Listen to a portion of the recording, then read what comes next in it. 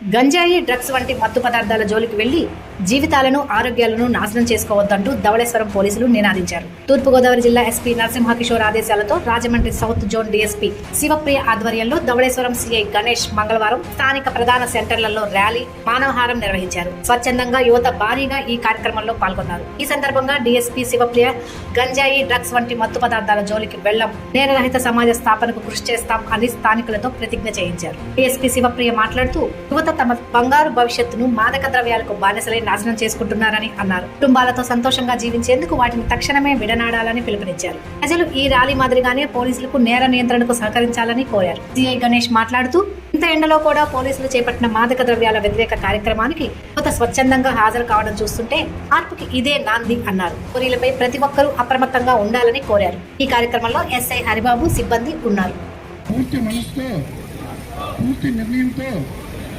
నేను ఈరోజు ప్రతిజ్ఞ చేస్తున్నాను. నేను ఎప్పుడు ఏ రూపంలోనూ, ఏ పరిస్థితుల్లోనూ మత్తు పదార్థాలను వినియోగించను.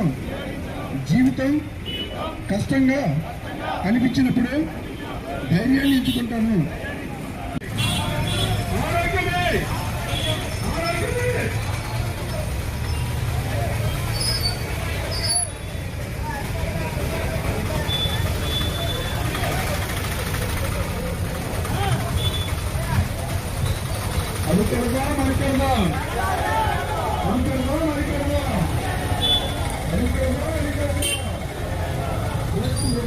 నా వంతు బాధ్యతను నిబద్ధతతో నిర్వహిస్తానని ఇక్కడ గర్వంగా ప్రతిజ్ఞ చేస్తున్నాను. జై హింద్. బాగా చెప్పారు. Thank you.